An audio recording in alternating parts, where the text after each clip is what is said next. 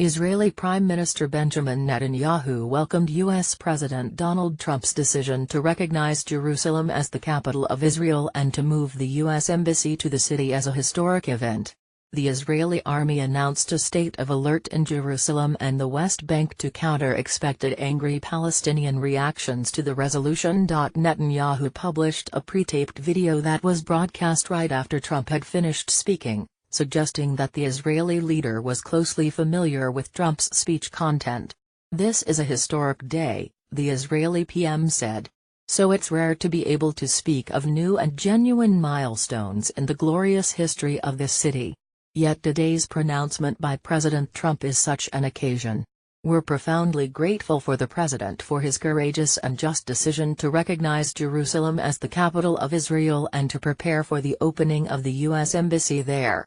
This decision reflects the president's commitment to an ancient but enduring truth, to fulfilling his promises, and to advancing peace." He called on the nations of the world to follow the example of the United States. However, he stressed that the declaration will not change the status quo, vowing to preserve freedom of worship in Jerusalem.